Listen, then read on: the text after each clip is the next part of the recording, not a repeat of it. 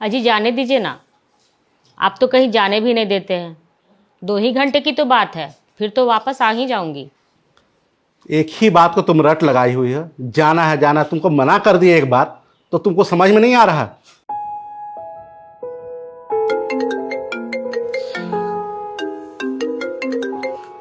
हाँ निशी बोलो। हाँ हाँ, जाओ ना, जाओ जाओ। हाँ ठीक है, बता देना। हाँ।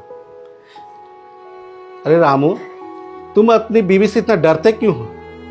उसकी हर एक बात मानते हो, एकदम अपने सर पे चढ़ा के रखे हो, कभी उसको कुछ मना नहीं करते हो। मैं उससे डरता नहीं हूँ साहब, बल्कि उसका इज्जत करता हूँ, सम्मान करता हूँ, कद्र करता हूँ।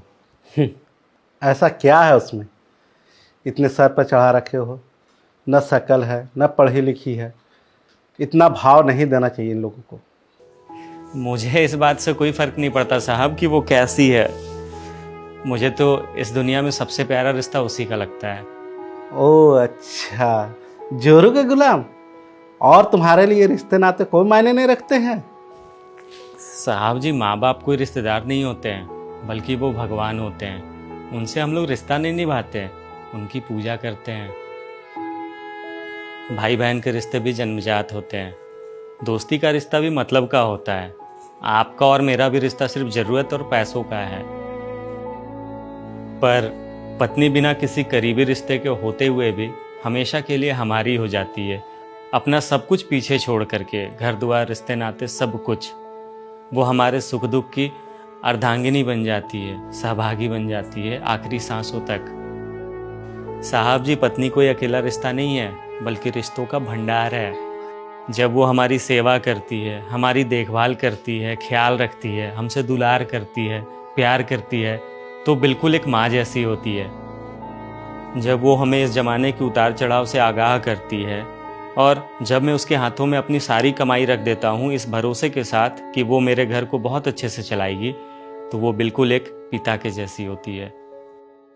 वो जब हमारा ख्याल रखती है, हमसे प्यार करती है, हमारी गलतियों पे हमें डांटती भी है, कुछ बुरा लगे तो वो भी बताती है, हमारे लिए खरीदारी तक करती है, तब बिल्कुल एक बहन के जैसी होती है।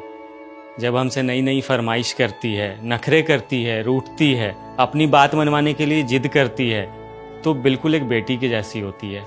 जब हमसे सलाह करती है, मशवरा देती है, परिवार चलाने के लिए नसीहतें देती है, लड़ाई झगड़ा तक कर लेती है, तब वो बिल्कुल एक दोस्त के जैसी होती है।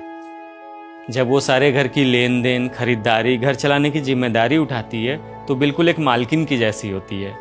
और जब वो सारी दुनिया को छोड़कर हमेशा हमारे लिए एक पाँव पे खड़ी रहती है, हमेशा हमारा साथ देती है, तब वो हमारी पत्नी होती है। मालिक, मैं उसके लिए इतना भी नहीं कर सकता। अगर मैं इतना कुछ करता हूँ तो क्या गलत करता हूँ?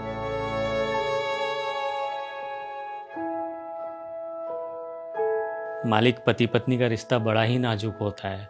वो कभी भी एक साइड से नहीं निभाया जा सकता। पति पत्नी दोनों को चाहिए कि एक दूसरे को समझे।